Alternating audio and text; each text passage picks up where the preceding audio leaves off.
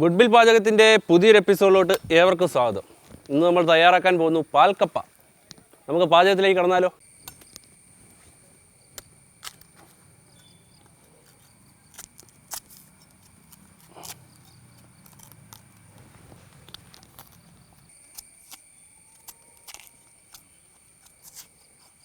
നല്ല സൂപ്പർ കപ്പയാണ് കേട്ടോ. അവിടെ പോയി കപ്പ നല്ല കൊത്തി ഉറുക്കി എടുക്കണം.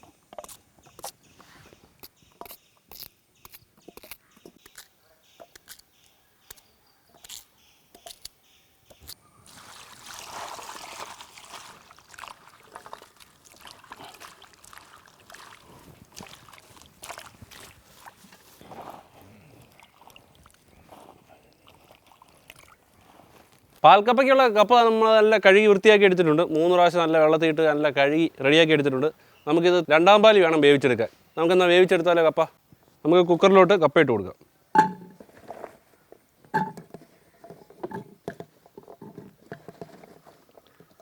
കപ്പ നല്ല നോക്കി മേടിക്കണം, നല്ല കപ്പ തന്നെ മേടിക്കണം. മോശം കപ്പയാണെങ്കിൽ നമ്മുടെ പാൽക്കപ്പ റെഡിയാകുകയില്ല. തേങ്ങാപ്പാൽ ഒഴിച്ച് കൊടുക്കുന്നത് നമ്മൾ രണ്ടാം പാൽ എടുത്ത് വെച്ചേക്കുന്നത്, അതാണ്. ഓവറായിട്ട് ഒഴിക്കണ്ട. കപ്പയൊന്ന് വെന്ത് നമ്മൾ ഈ വെള്ളത്തിൽ തന്നെയാണ് വേവിച്ചെടുക്കുന്നത്, ഈ തേങ്ങാപ്പാലിൽ തന്നെയാണ് വേവിച്ചെടുക്കുന്നത്. നമ്മൾ വെള്ളം ഊറ്റി, ഈ കപ്പയുടെ വെള്ളം ഊറ്റി കളയുന്നില്ല, അതുകൊണ്ട് തേങ്ങാപ്പാൽ തന്നെ നമ്മൾ വേവിച്ചെടുക്കുന്നത്.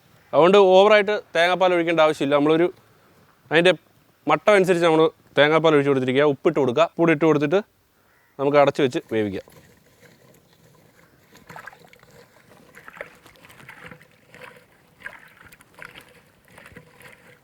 കപ്പ ഒരു വിസിൽ അടുപ്പിച്ചെടുക്കാം, വേവിച്ചെടുക്കാം.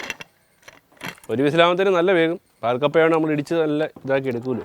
നമുക്ക് മൂടി ഒന്ന് തുറന്ന് നോക്കാം. കപ്പ നന്നായിട്ട് വെന്തിട്ടുണ്ട് കേട്ടോ. നല്ല ഒന്നാം തരം കപ്പയാണ്, അതുകൊണ്ടാണ് ഇങ്ങനെ നല്ല അടിപൊളിയായിട്ട് വെന്ത് വരുന്നത്. നമുക്കിത് നന്നായിട്ടൊന്ന് ഉടച്ചെടുക്കണം. തേങ്ങാപ്പാലൊക്കെ അടിയിലുണ്ട്, ബാക്കി കപ്പ നന്നായിട്ട് പിടിച്ചെടുത്തിട്ടുണ്ട് കേട്ടോ.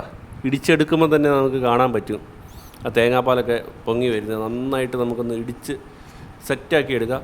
ഇത് സെറ്റാക്കി എടുത്തിട്ട് വേണം നമുക്ക് ഒന്നാം പാൽ അങ്ങ് ഒഴിച്ചു കൊടുക്കാൻ.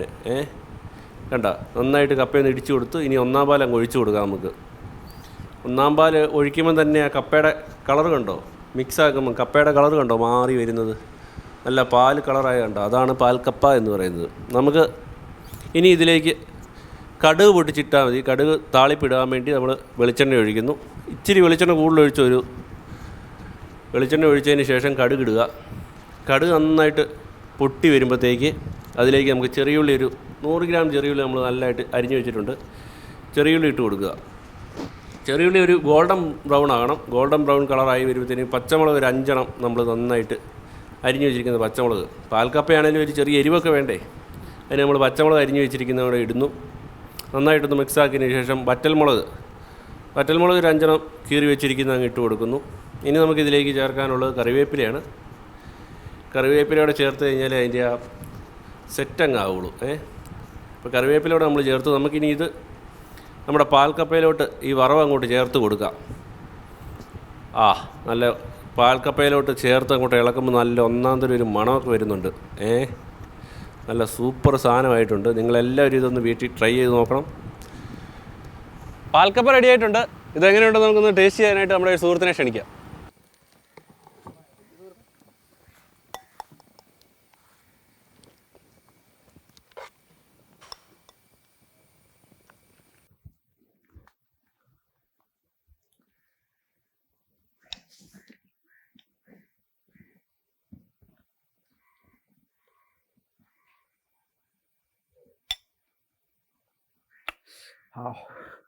കൊള്ളാം, സൂപ്പർ.